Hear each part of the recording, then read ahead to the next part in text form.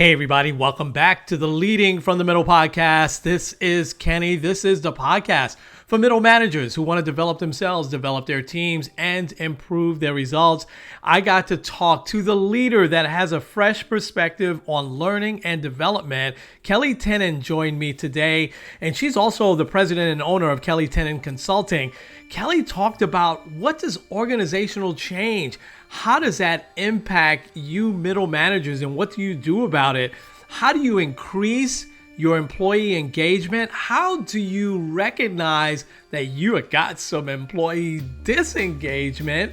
And how do you build long-term that learning culture within your teams? We talked about so much more. You don't want to miss a second. Let's get at it. This episode is brought to you by Kitcaster. Kitcaster books you on top podcasts. How do funded startup founders attract prospects and talent? Podcast interviews. How do entrepreneurs with exits find new deals? Podcast interviews. How do C-suite execs differentiate in crowded markets? Podcast interviews. Kitcaster books you on top podcasts. Click the link in the show notes for a special offer. Celebrate good conversation. Hey there, everybody. Welcome back to another edition of the Leading from the Middle podcast. I have another phenomenal guest with me today, and I can't wait for her to give you advice on how to just be a better leader and to maneuver through organizational change, how to get employees engaged again. What do you do when you have those folks that are disengaged?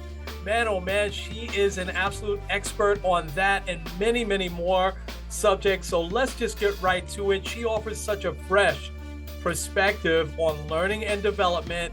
She is also the president and owner of Kellie Tinnin Consulting. I want to introduce Kellie Tinnin to the podcast. Kelly, how are you? Thank you. I'm great. It's good to be here. I appreciate it. Oh, no, thank you for taking the time. And so I really want to start with your backstory because you have a fresh perspective on a lot of things when it comes to business and leadership specifically. So I'm anxious to hear why the interest and what got you to this point. So tell us a little bit about your backstory and your career to this point. Yeah, so I actually started my career back in Arizona eons ago, 20 plus years ago, but in the marketing field and working with teams there. And I experienced, I think as a lot of us do, I experienced the impact of some really good teams and some really fluid teams and the impact of teams that didn't function so well. And then moving on in my career in the business industry, I worked in my family business for a while, which was specialty construction. And if you've ever worked with family and that family dynamic, the irony is there's often a lot of dysfunction when you work in the family business. And so yes. I think all of those experiences have shaped where I'm at. I actually got into the learning and development, employee engagement, change management, so to speak, field. I started that journey around 2016 when I started doing training and development for a local real estate firm.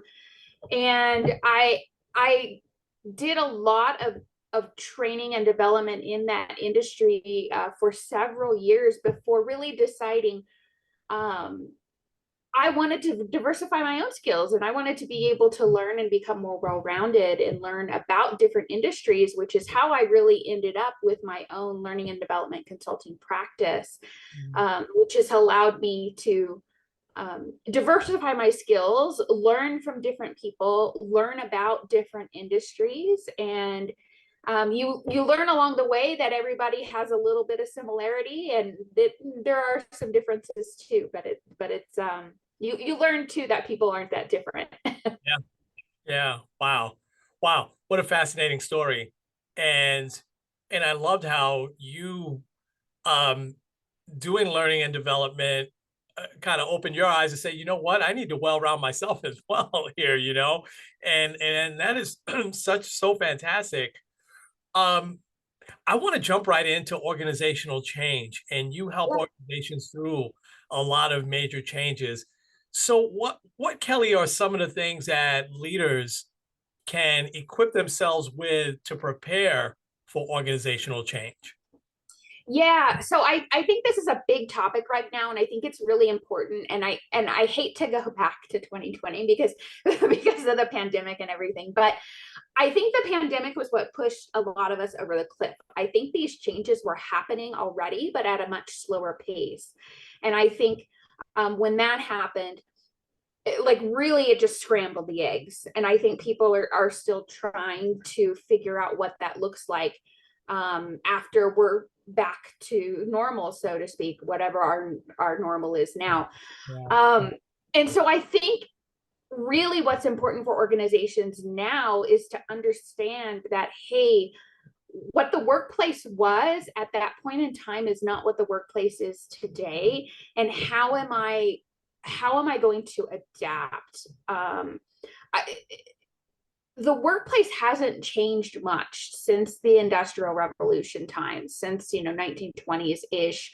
Post World War II, there was a lot of change, and we really haven't adapted much since then. It's been kind of plug and play, and I think that the consumer, be it the employer of today, is wanting and demanding something different, which is why we're seeing the struggles in hiring, why we're seeing people move jobs, because their priorities has shifted. And I think that employers have to be aware of this and have to strategize in order to really meet the demands of the employee of tomorrow.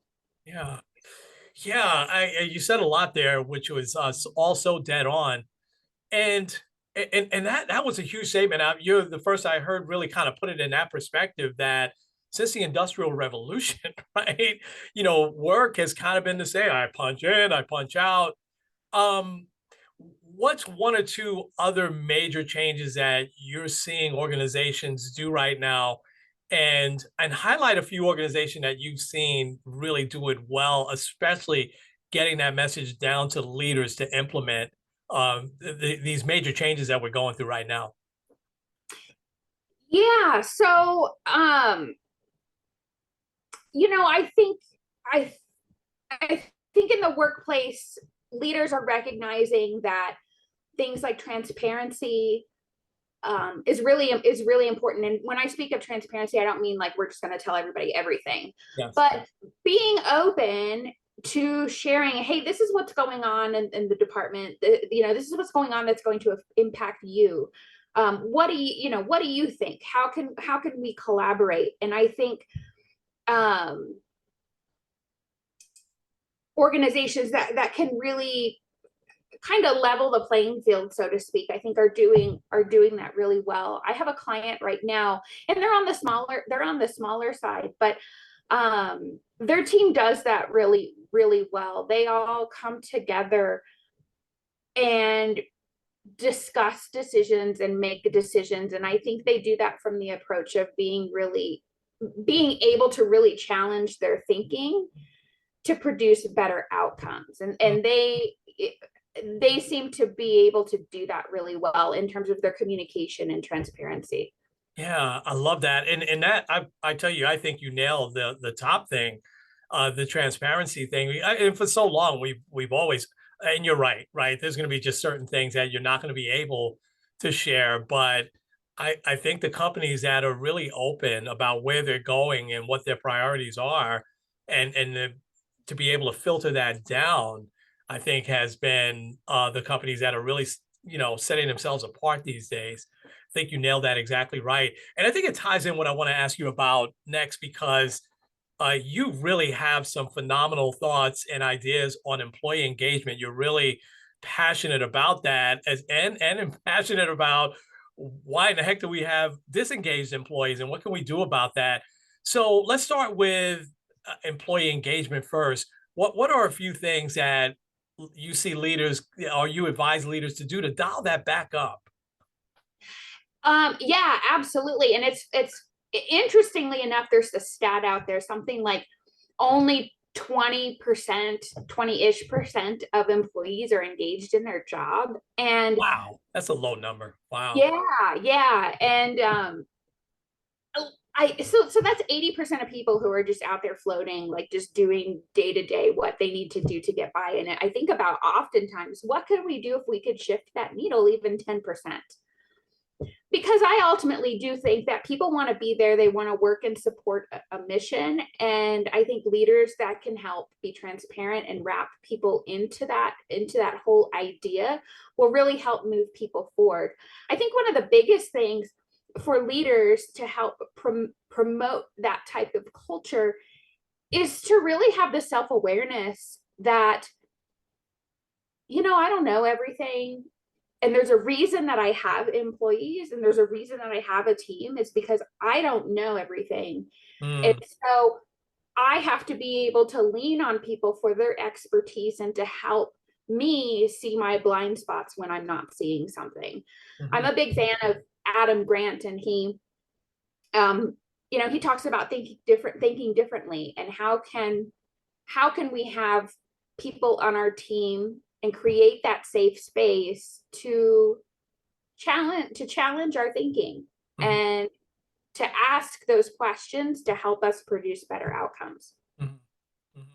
Yeah. Is that the number one thing you're seeing? And I love exactly what you said there, because it's getting everybody involved, right? Getting everybody brought in to the mission. And so that doesn't seem like it's that hard to do. Why is it hard to do, or is it? Yeah, well, it is hard. I think when you think about the day-to-days, that's compounded just on the things that we're dealing with from day to day, on top of just being human and having our personal lives that interject into what we do. Just the other day-to-days of work that come into play. It is really, it's a practice. It really takes a lot of practice to keep those things top of mind. Self-awareness, yeah, definitely being a big one. I think leaders recognize a lot that transparency is needed, because I think that's what the employees are craving. Transparency builds trust, and ultimately trust is at the core. And if you don't have that trust, then like your bricks are kind of compromised and they start to crumble. And that psychological safety as well, which is kind of a buzzword, but essentially creating that atmosphere where it's safe for people to say, hey, what about this? Or what about that? Or this is a great idea even. I think those are two real big ones that I have seen. Oh, no doubt, no doubt. And I love the picture you have there of the bricks crumbling. You're exactly right. Um, let's shift a little bit. I mean, speaking of overused cliches, right? We've heard the expression quiet quitting for a little while now, right? A couple of years, but you really have a lot of thoughts around disengaged employees. And so because I think most employees aren't going to go up to their boss and say, you know what, I'm going to continue working here, but I really don't like it, and I'm not going to pay much attention over these next couple of days. What are some hints and tips that a leader may have some folks on their team that are disengaged? And then what do we do about it? Yeah, and so it's funny you mentioned that, because the responsibility does fall on the leader to really help maintain engagement of their team, or at least that's in my opinion. It's us as the leader to ensure that our teams are engaged, and it's simple things. I mean, I can think of instances when I've been in the workplace where I had bosses that would walk by my office in the morning and not even say hello, or walk by when the day was ending and not even say goodbye. Little things like that we may not think on the surface, and that leader may not have even thought about it. Was just thinking like, hey, like, I'm hungry, I gotta get home for dinner or whatever. And not realizing the impact that it's having on that employee. Most people there's the old saying, most people don't leave a job, they leave a boss. And that I think is really in a lot of in a lot of circumstances the case. It's the little things that we can do that make a big impact. I mean, something as simple as saying like, hey, how's it going? Getting to know your team. Again, I think that that's critical and it builds trust. Simple things like, how's it going? How's your family? What'd you do this weekend? What really interests you about the work that what are you working on right now? Well, cool. Well, what are you really excited about with that project? What are your future goals? Really getting to know that person on a deeper level, I think it's something small and simple that goes a long way. And I think a lot of people really miss the mark there. Yeah, there's no question. And just that personal connection that you're talking about. I was reminded, I'll share a very, very quick story. I was reminded of this as you were talking there, and it makes so much sense. And this is back in 1998. So this is a while ago. But I can remember when I was a store manager at a retail store. Whenever I would leave and the store was busy, I would leave through the back door. And so a lot of people didn't know that I was gone. I would usually tell the leader, hey, it's about time for me. I'm going to cut out. But I'll never forget that same leader, maybe after a couple of weeks, pulled me to the side and said, hey, why don't you say goodbye to everybody when you leave? You do it sometimes, but you don't at others. And when there was no customers in the store, I was very intentional. I went and said goodbye, shook everyone's hand, and hey, thanks for a great day today. Thanks for your efforts, whole 9 yards. But when it was busy, I would sneak out. And she noticed that, and the rest of the team noticed that. And I never did that again after they pointed that out, because I was like, wow. But I was really surprised that they noticed that, that, hey, who am I? I mean, just because I left, well, you're the leader and you left without saying goodbye, you know? So as you were saying that, it is so true. It's those little things that really matter. Kelly, how can we get people to be more focused on one thing? Because I'm finding this, and maybe it's just my antennas are up more when I go into a retail store or a restaurant. We're so not multitaskers. We shouldn't be multitasking, but yet, I find that, hey, my order's forgotten or I got the wrong order. I find that happens so much more these days, maybe because there's so much more going on. How can we get people not only to be more engaged? I think you laid that out brilliantly, but how can we get them to stop multitasking? Yeah. Oh, and that's so tough because we live in this world where everything is like buzzing in and out of our ears at Yes. miles per hour. Yes. I think it's important to have those discussions with your team and just really prioritize, okay, what is the task at hand? And I think also making those tasks a part of the bigger picture. Like I'll use the restaurant example. You may think, or an employee may think, hey, I'm just here to serve food. But let me put it in the consumer perspective. For me as a consumer, my husband and I, we like to go out to eat because one, we like to get away from our 3 bulldogs. So we go to get away from our children. But it's also a place for us to unwind. It's also a place for us to talk about what's going on. My husband just had surgery, as I mentioned before, when we were chatting, and it's a place for us to discuss things like that. And I think also when we frame the role that we're doing in such a way that it's, hey, you have a bigger impact on somebody than just simply bringing them their food. Like your kindness may be what they need that day. Wow. Absolutely. I think that makes people stop and think, oh, wow, well, I'm really making a bigger difference here. Again, in the restaurant space, I will tell you, I go back to places where they remember things like my name, what I like to eat. They ask me, oh, hey, where's your husband? Or you're not here with your friend today? Or, hey, what's going on? I saw your friend last week. And those types of things. I frequent those places more than where it's just transactional. Yeah. And I think I think being able to frame the work in that way and having more meaning and being able to prioritize, hey, this is the priority today. We don't know who's behind the table today. Mm-hmm. Remembering that, I think, just frames it differently and helps people stay focused and on task. Yeah.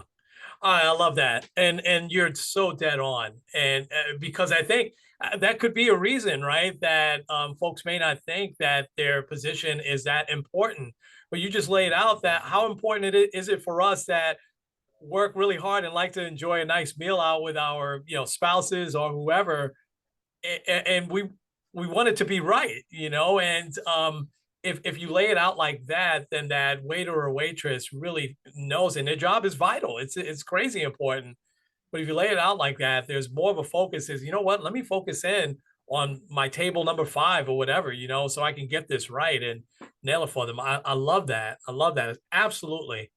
Um, I want to shift a little bit to creating a learning culture, because I love your diverse background. And while I was a field guy for a long time, I was also a learning and development guy for a long time. And so you have that same background as well. And so, how do you build a learning culture? What should some leaders do to build a learning culture in their own space, even if the company may not have one? Yeah. So again, like little things. The transparency is key, but asking those people that have the boots on the ground, so to speak, hey, I'm thinking about this, or we need to make this process better. What do you think? Mm-hmm. What might work for you? Or hey, what is really a challenge for you that we can address? And also asking people, hey, what can we do to help you get from point A to point B? Mm-hmm. Maybe you're in the server position now, but how can we help you upskill or reskill into other positions, or to learn other things? Mm-hmm. I think that's really important as well, because for the organization, you have a retention piece there, but you're also helping somebody create transferable skills. Mm-hmm. Which I think, this is just me personally, but I think if we have people under our wing, so to speak, in terms of our employees, I feel personally it's a responsibility of ours to help them grow as people. So what can we do there? And just, again, really building that trust. What happens, I think, when you start to do that is you really build that community of practice where everybody starts to really work towards that same mission and goal. And you build that strong foundation, and people will jump leaps and bounds for you. Oh, there's no doubt. And I love that, because I had a follow-up question that you answered, because I put here, how do you make that personal, that learning culture personal? And you answered that, because it is different. People learn so differently these days, and it's not a one size fits all. And I think you really laid out how leaders don't have to wait for it to come from above, right? I need an edict to create that learning culture. Now you're also a storyteller, so I want to hear some stories here. When was the time that you may have learned by failing? Oh gosh. Yeah, no, I have. So an interesting story. I am part of a talent development kind of networking group, and we were talking about kind of work failures. And when I worked at the newspaper, and at this time I was in my early 20s, I had just finished college, and the irony is the newspaper in this local town was run. If the public ever knew that, or what they would think. But I had at the time I was writing obituaries, which was really like kind of sad and rewarding at the same time, because you developed relationships with people, ironically, there too. But Yeah. I had put the wrong picture with the obituary, and the picture that ran was somebody who was alive with the deceased person's obituary next to it. And so the alive person called the newspaper freaked out because she saw her picture in the obituary. Oh my God. And she was laughing, like she had a good sense of humor about it. Like she was like, I thought I was dead. And like she had a good sense of humor about it, but it was like an epic mess. And so Yeah. that was a big learning experience for me. Yeah. Definitely created some new processes out of that to ensure that that didn't happen again. Yeah. But kind of one of those big snafus, I kind of joke with some of my other contractors and stuff and say, usually if I'm gonna blow it, like it's not little, it's usually big. So how did you bounce back from that? Well, I mean, obviously we had to contact the person that this happened to, and profusely apologize and make it right, which we did. But we had to create a new system to ensure, like, okay, how are we cross-checking this to make sure that it's correct? Gotcha. Okay. All right. That's awesome. Yeah. And so, because I think that those stories really help others too, right? Because man, oh man, we all have those stories. That's I was trying not to laugh, but it's kind of funny. It is. And the nice thing about it, the good thing about it is the boss that I had at the time wasn't like totally blowing up over it. It was like, okay, like it's happened, let's fix it. Yeah, yeah, and you need that grace, right? When that happens. Um, this has been amazing, by the way. I've got maybe one or two more Yeah. questions for you, and then I certainly want to leave time for folks to know where to contact you at. Kelly, what would you say are the 2 to 3 biggest challenges for leaders out there today? Um, yeah, I think time. I think a lot of leaders are stretched thin in terms of their time. And so I think what happens when we're stretched thin in time in terms of the things as leaders we have to manage, the processes that we have to manage, we forget the people side. And I think sometimes we should switch that, and we should work at cultivating those relationships with people and make, while the processes are important, we need to put the people first. Yeah, no doubt. And so I think that that's a huge one. I think like everyone, leaders are stretched thin. They're running in many directions. They're managing processes with limited resources, and that stress really compounds and really impacts other things. And so the other thing there is, with the challenge of being limited for time, being able to prioritize what's important Mhm. and focusing on that is really key. Yeah, no doubt, no doubt. And so I want to go there for just a second, and it'd be silly of me not to get your advice on this. How do you prioritize? I mean, where do you even start? Where does that start when it comes to prioritizing your time? Yeah, well, I think as leaders, we have as leaders that higher level view, so to speak, Yeah. sometimes. And I think remembering we need to focus on what really is going to get us towards the mission and the goals of our organization. And so I need to prioritize my work around, okay, what is it that's going to help us achieve X? And if it's not going to help us achieve X, then it's going to go on the backup list. Yeah. I think that's key. Yeah. Oh, no doubt. No doubt. Um, my last question, Kelly, and because you are so all about learning and development, what are some tips for leaders out there on developing themselves, on self-development? What are some things like today? Easy stuff. Like, for instance, I mean, and everybody likes different things. I'm a self-professed nerd, and I watch things, I listen to things, I read things. So I do all sorts of, I like to call myself a vessel of useless information at times because I know just random stuff. Yes. But podcasting is simple. Yes. I listen to podcasts every single day. In fact, I was listening to one before we connected today. Something as simple as listening to a podcast, putting the earbuds in and listening to a podcast reading a book, and reading is really time consuming, and it's one of those things I think that you have to like really wind yourself down to do.